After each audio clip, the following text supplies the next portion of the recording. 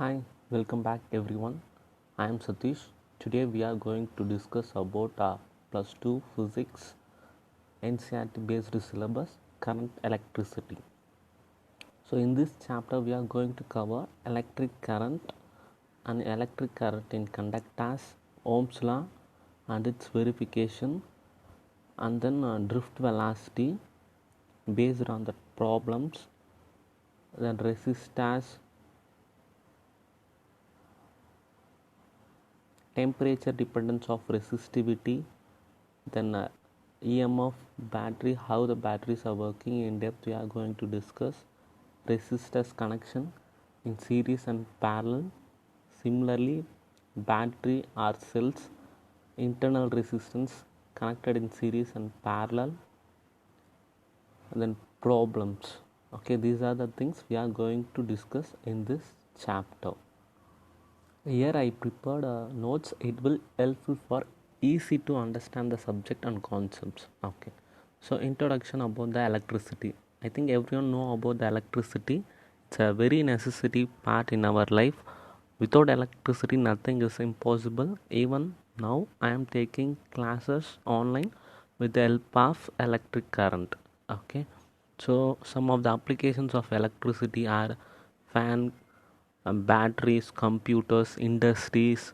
So these are the main applications. Every part have the electricity alone. Even the developed countries is based on the production of electricity. So poverty countries don't have the electricity production too. Okay. So next one, what is current electricity? So, the definition for electric current is the flow of electric charges constitute the electric current. Flow of electric charges constitute an electric current. One more definition also, measured as rate of flow of charges. How much charges are moving? No, that is called electric current. In formula, we can represent it by capital I is equal to dq by dt, where capital I is current and dq are the charges, and dt is the time. Okay, so the SI unit of the current is ampere. The SI unit of current is ampere. Then next topic is direction of the current. So there are two directions. What are they means? Electronic current and conventional current. In simple, electronic current is defined as the flow of electron, and conventional current, the charges move from positive terminal to negative terminal. Okay. Okay, in depth we will discuss about the electronic current. Before we will learn some basics part. So every element is made up of atom. So what are the elements constitute an atom means? There are three main things present in the atom. First one, electrons, which are present at the outermost orbit and it can be revolved around the nucleus. So electron is a negative charged particle. In nucleus is the center part of an atom. It consists of proton, positive charge, and chargeless neutron.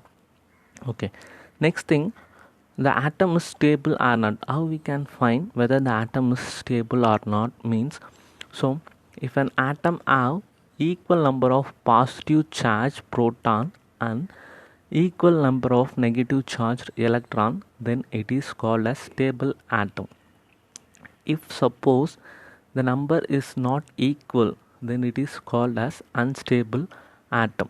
Okay, so we already said that current is a flow of charges. How the charges are move means, so just like a water is generally move from higher level to lower level. How it move means with the help of gravitational force alone. The gravitational force pull the water to move downwards. If there is no gravitational force, water also float. In some movies you may noted that even drinking of water is difficult in space. So the water moves down with the help of gravitational force. Similarly, these charges also need some additional force to move from one place to another. We will discuss these things also. So first, electronic current. I said about a stable atom and unstable atom. Electronic current, so in nature, some elements, atoms have a tendency to lose free electron. What type of atom can lose electron means, if suppose the atom have only one electron on the outermost shell, they can be easily lose an atom. They can easily lose an electron. That electron is named as free electron. Some other elements have tendency to gain the free electrons. Okay, so electronic current, how it created means, in battery we have the two terminals, one is positive terminal and negative terminal. So before that, how the positive charges are made, how the negative charges are made. So I said that electron is the negative charge and proton is the positive charge. Now we consider one stable atom. Okay, now the charges are nil. If I take an one electron from a stable atom, what happens now? It has more positive charge proton. So then it is called as positive charge atom. Okay, so if an atom lose an electron, then it become a positive charge. Similarly, if an electrons gain an atom, then it's said to be a negative charge. Okay, so in battery there are two terminals, positive and negative. So in negative, it have negative represent the electrons. So in negative terminal, it have more number of free electrons. Okay, so if I connect a battery with the bulb, with the help of key, if I switch on the key, what happens means, at the negative terminal there are more number of free electrons. So if I connect and switch on the key, the free electrons started to move from the negative terminal to the positive terminal. Okay, that is called as electronic current. So electronic current moves from the negative terminal to positive terminal. It is mainly due to the flow of electrons. This is the actual current. Okay, in conventional current, in olden days they said positive terminal are more charges. So what they said is the current or charges move from positive terminal to negative terminal. That is the conventional current. Okay, next, ampere definition. 1 ampere is defined as the current when a number of electrons having 1 coulomb of charges pass a given point in 1 second. Okay, so similarly, same formula, current I is equal to dq by dt. Here 1 coulomb of charge passes at the time of 1 second, that is called ampere. Okay, 1 coulomb of charges passing to 1 second of time, that is called ampere. So we can simply represent 1 ampere, 1A is equal to 1 coulomb divided by 1 second. Okay, so next thing, what initiates the charges to flow? Already I said no. So water requires some gravitational force or any other force like pump to push the water from one level to another level. Similarly, the charges also need some additional source. It helps us to move from one terminal or one point to another. That source is called battery. Okay, so battery helps us the charges to move from one terminal to another terminal. Let me assume one simple circuit. It consists of an LED bulb or any bulb connected with the key. If I switch on the key without the battery, the bulb will glow or not? Never. Okay, so if I connect the battery or any other power source alone, the bulb will glow. Okay, so the charges are initiated by the battery. So the battery have EMF. EMF of the cell drives the current carriers to move in a specified direction. Okay, so specified direction, that's the main thing.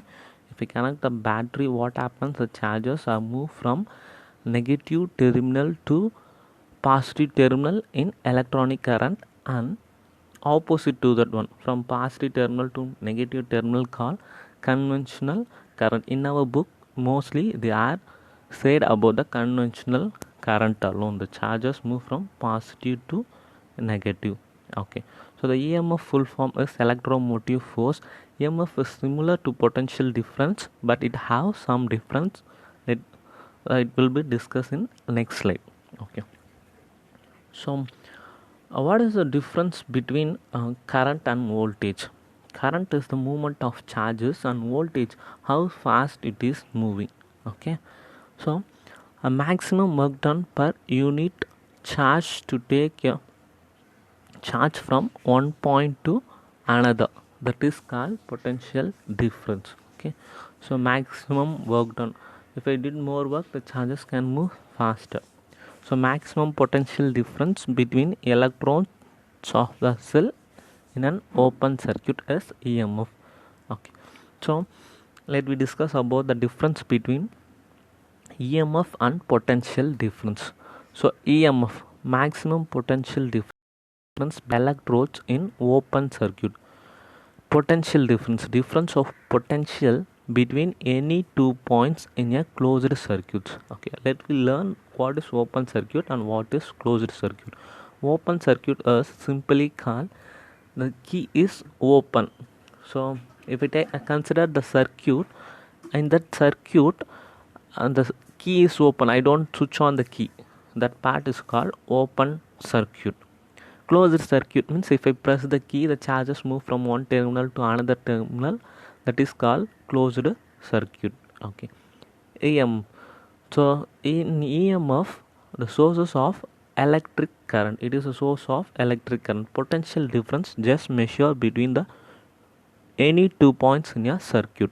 Okay, next point for EMF, independent of resistance in a circuit. It is EMF is fully based on the battery alone. It doesn't depend upon the resistance, how much resistance you are connected.